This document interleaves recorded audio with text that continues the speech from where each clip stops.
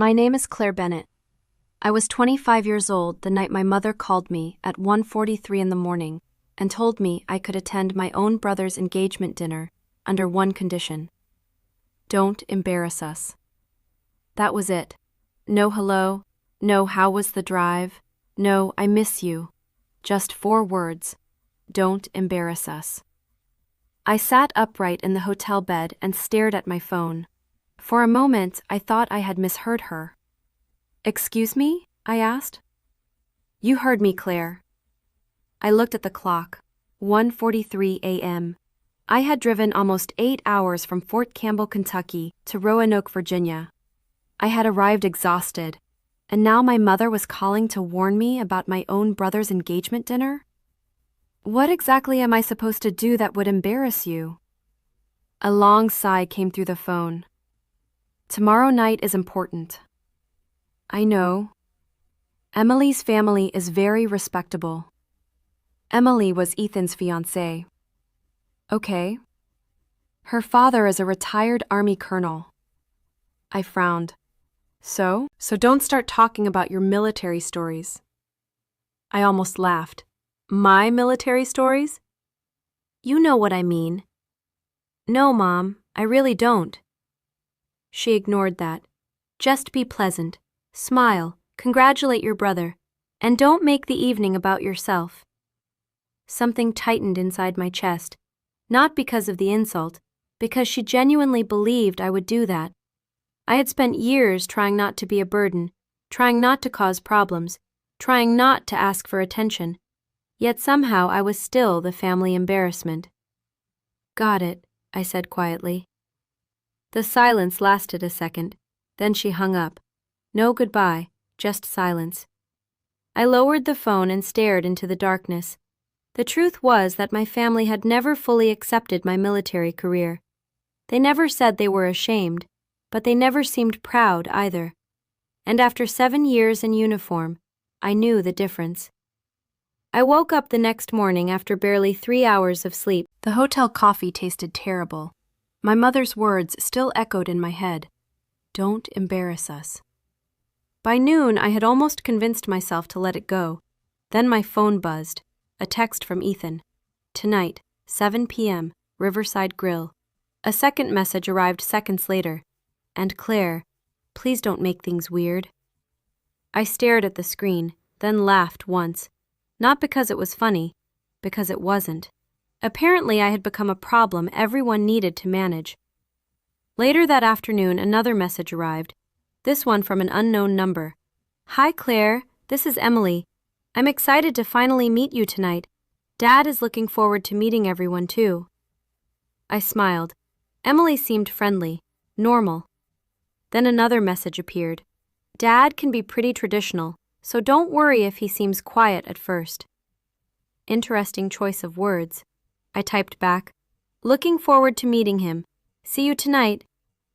At 6:30, I stood in front of the hotel mirror. I wore a simple black dress, nothing flashy, nothing dramatic. No medals, no ribbons, no rank. Just Claire.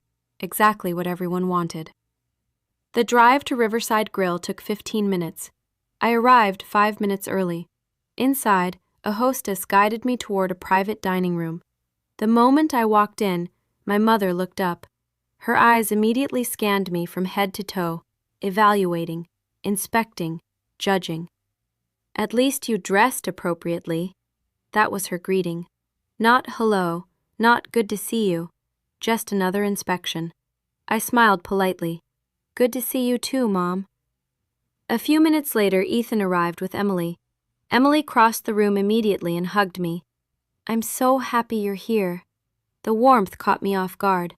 Then I hugged her back. Congratulations, she smiled. Thank you. I've heard so much about you. Something about the way she said it made me curious. Before I could ask what she meant, Ethan stepped beside her. Good drive? Fine. Good. An awkward silence followed. Then Emily rescued the conversation.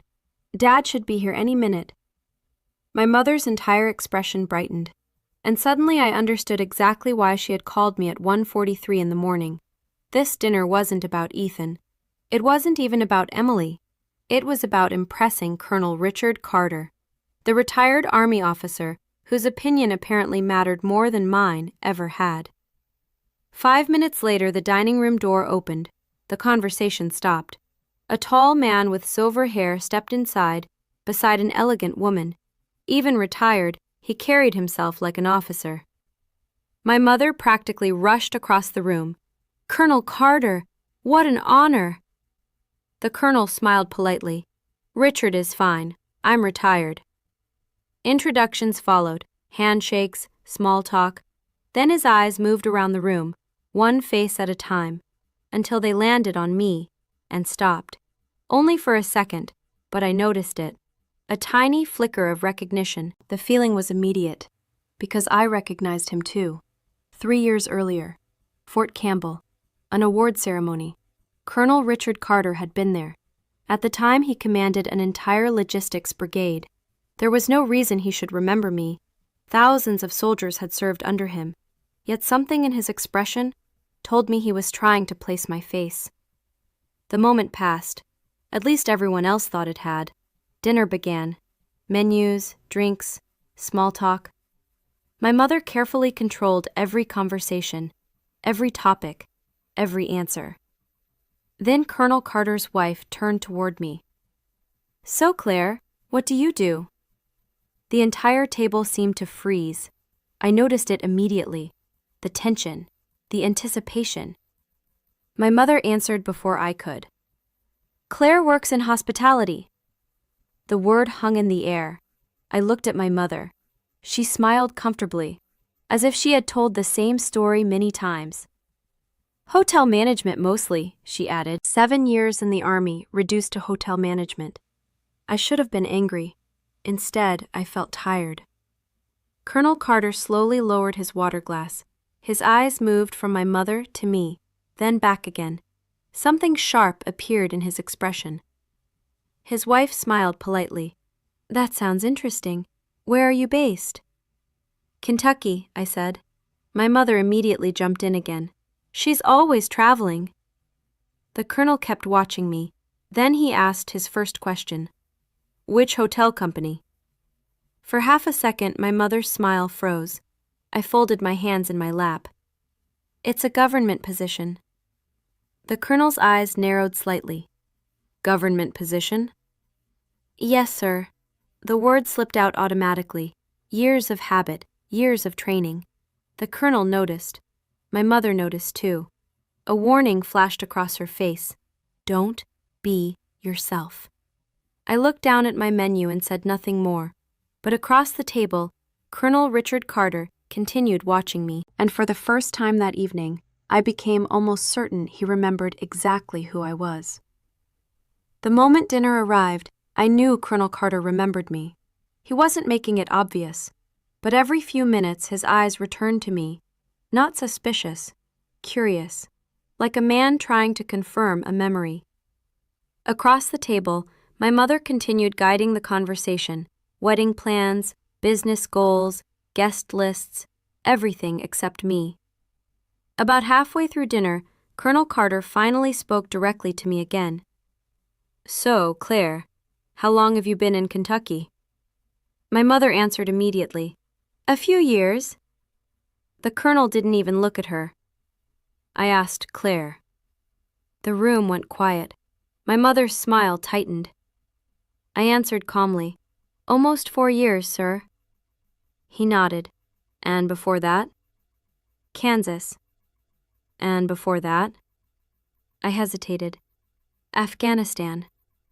The word slipped out before I could stop it. My mother's fork froze. Ethan closed his eyes. Emily looked confused. The colonel leaned back slightly, not surprised, interested. "Afghanistan?" My mother forced a laugh. "Oh, she means she traveled there during some government contract." The colonel slowly turned toward her, then looked back at me. "Is that what she means?" I met his eyes. "No, sir." Silence. Nobody moved. Nobody spoke. The colonel nodded once, like a man confirming something he already suspected. A few minutes later, he stepped away to take a phone call. The second he left, my mother leaned toward me. "What are you doing?" Her voice was low and sharp. "I'm answering questions." "You know exactly what I mean." I stared at her. "No, actually, I don't." Her jaw tightened. "This isn't about you tonight." "I know." "Then stop making it about you." I almost laughed. I hadn't started a single conversation all evening. Every question had come from someone else. Before I could answer, Colonel Carter returned. He sat down and exchanged a glance with his wife, one of those silent conversations married couples have after decades together. Then Mrs. Carter turned toward me. "Claire, forgive me if this sounds strange." I nodded. "Go ahead." "You remind me of someone." The Colonel smiled. "Actually, she reminds me of someone too." Ethan shifted uncomfortably. Emily looked back and forth between us, completely confused. The Colonel folded his hands. "Fort Campbell." The words landed heavily. My pulse quickened. My mother's face lost color. "Fort Campbell?" Emily asked. The Colonel never looked away from me. 3 years ago. I said nothing. The Colonel continued. There was an award ceremony. Now everyone was listening. My mother tried to interrupt. "I'm sure there are thousands of people at those events." "Usually," the Colonel replied politely. Then he looked directly at me. "But not this one." I knew exactly what he was talking about. Fort Campbell. 3 years earlier. One ceremony. One medal presentation. The Colonel leaned forward slightly. Claire Bennett. My name sounded different coming from him. Official. Recognized. The room froze. The Colonel smiled. "I knew I recognized you." Nobody spoke, not even Ethan. Then he turned toward Emily. "Your future sister-in-law and I have met before." Emily blinked. "You have?" "Yes." He looked back at me and laughed softly. "Although the last time I saw her, she wasn't wearing a black dress." I saw panic flash across my mother's face, because the story she had spent years creating was beginning to fall apart, and once the truth came out, there would be no putting it back. The Colonel reached for his glass, set it down again, then looked directly at me. "Claire?" "Sir?" "Would you mind telling everyone what you actually do?" The room went completely silent, and every eye at the table turned toward me. Every eye at the table turned toward me. For a moment, nobody spoke. My mother broke the silence first. "Claire works in logistics." Her voice was quick, too quick, trying to get ahead of the truth. "Government logistics," she forced a smile. "Nothing very exciting." Colonel Carter looked at her, then back at me, and waited. He already knew the answer. I took a breath. "I'm a captain in the United States Army." Silence. Emily's mouth opened, then closed. Ethan looked down. My mother froze. The Colonel nodded. "That's what I thought." Nobody spoke. The room felt smaller somehow. Emily looked at Ethan. "You told me she worked in hospitality." Ethan swallowed. But he didn't finish, because there wasn't a good explanation. Colonel Carter folded his hands, then spoke calmly. 3 years ago, I presented Captain Bennett with an Army Commendation Medal." The words landed heavily. Emily blinked. "What?" The Colonel smiled slightly. "She coordinated supply operations, supporting multiple forward units overseas." Then he looked at me. "I still remember that ceremony." The room stayed silent. The Colonel continued. "When she received the medal, she said exactly 6 words. Emily leaned forward. "What did she say?" The Colonel looked at me, then answered. "Just doing my job, sir." A few people smiled, others looked uncomfortable, because the picture they had been given of me no longer matched reality. Emily looked stunned. Her eyes moved from me to Ethan, then to my mother, back to me again. "You never told me any of this." The statement wasn't directed at me. It was directed at Ethan, and he knew it. "I didn't think it mattered." The second the words left his mouth, he regretted them. Emily stared at him. "She's a captain in the army."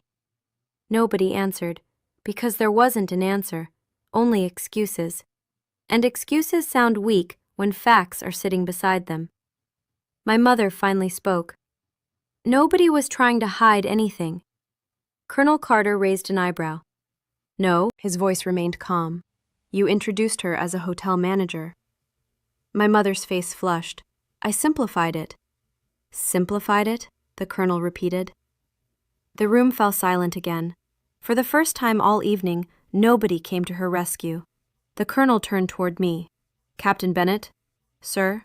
How long have you served? 7 years. Deployments? 2. The room became even quieter. Future plans? I deploy again in 2 months. Emily slowly lowered her fork. 2 months. The words clearly surprised her. Because she was learning things she should have known long ago. Things her future husband had never bothered to tell her. The colonel nodded, then stood. The movement drew every eye in the room. He picked up his glass. I believe this is a good moment for a toast. Nobody objected. The colonel looked around the table. Tonight is supposed to be about family, he paused. A family isn't built on image. Another pause. It isn't built on pretending people are someone they aren't. Nobody moved. Nobody looked away. Because everyone knew exactly what he meant. Then he turned toward me, raised his glass, and said the words I will never forget. To Captain Claire Bennett. The room froze. A second later, Mrs. Carter raised her glass, then Emily, then several others, one after another, until nearly everyone at the table joined them. The only person who didn't was my mother. Colonel Carter looked directly at me. Thank you for your service. My throat tightened. For years I had wanted to hear those words from my own family. Instead, they came from a man who had known me for less than an hour that evening. The glasses touched, the toast ended, and the silence that followed felt different. Not tense, final. Because the truth was finally out in the open, and there was no putting it back. Across the table, Emily slowly turned toward Ethan. Her expression had changed completely, not angry, not yet, but questioning. The kind of look that appears when someone realizes the story they've been told doesn't match reality. And I knew immediately. The hardest conversation of the night still hadn't happened. It was coming, and there was nothing anyone could do to stop it. Nobody spoke for several seconds after the toast. The room felt completely different now. The truth was no longer hidden. It was sitting in the middle of the table where everyone could see it. My mother stared down at her coffee. Ethan avoided eye contact. Emily looked like she was seeing both of them for the first time. Finally, my mother stood, slowly, carefully. Excuse me. Her voice was barely above a whisper. Then she walked out of the private dining room. Nobody stopped her. Nobody followed. At least not right away. I remained seated for a moment. Then I stood and went after her. Not because I wanted an argument, not because I wanted revenge, because despite everything, she was still my mother. I found her standing alone near the hallway outside the restrooms. She didn't turn when she heard me approach. I suppose you're happy now? I stopped a few feet away. No, she laughed bitterly. Really? I didn't come here for this. That finally made her turn around. For the first time all evening, she looked tired, not angry, just exhausted. You always do this. I frowned. Do what? You leave. The answer caught me off guard. You left me. There it was, the truth. Not embarrassment, not disappointment, abandonment. My mother looked down at her hands. When your father died, everything fell apart. Her voice cracked. For years it was just you and me, she swallowed. Then one day you joined the army and left too. For the first time all evening, she wasn't performing. She wasn't protecting an image. She was simply telling the truth. The truth she should have told me years ago. I thought if I ignored your career, she paused, it wouldn't hurt so much. I stared at her. 14 years of distance suddenly made more sense. Not right, but understandable. You should have told me. I know. You should have been proud of me. Tears filled her eyes. I was proud of you. I laughed softly. The sound hurt. You had a strange way of showing it. She nodded, because she knew I was right. For several seconds, neither of us spoke. Then I took a breath. Mom, she looked up. I'm tired. The words surprised both of us. I'm tired of trying to earn something that should have been free. Her eyes filled with tears. I'm sorry. The apology came quietly, not dramatic, not perfect, but real. And honestly, it was enough. Not enough to erase the past, not enough to fix everything, but enough to start. When we returned to the dining room, everyone immediately looked up. Ethan stood first. Claire. I turned toward him. His voice shook. I'm sorry. I waited. This time he wasn't finished. I knew Mom was doing it. He looked down. I knew she kept downplaying what you had accomplished. He swallowed hard. I just never stopped her.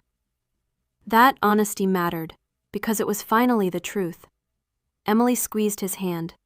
You should have. He nodded. I know. Then he looked back at me. I really am proud of you. For a moment, I couldn't speak, because that was all I had wanted. Not praise, not attention, just honesty. Across the room, Colonel Carter smiled, then stood one last time. There is something I've learned after 30 years in uniform. Everyone looked at him. He glanced at me, then at my family. The strongest people are usually the ones who never ask for recognition. The room stayed silent. They simply do the work. Then he looked directly at my mother. And the smartest thing a family can do is appreciate those people before someone else does. Nobody had anything to add after that, because there was nothing left to say. The evening ended shortly afterward. Outside, the Virginia night was cool and quiet. I stood beside my car and looked back at the restaurant. My phone buzzed. A text from Ethan. Drive safe. Love you. I smiled. Then another message appeared. An unknown number. Colonel Carter. Only 6 words. Your family finally saw you. I stared at the screen for a moment, then put the phone away. For years I thought the victory would be proving them wrong. I was mistaken. The real victory was realizing I never needed their permission to be proud of who I was. I got into my car, started the engine, and drove back toward Fort Campbell, this time with nothing left to prove.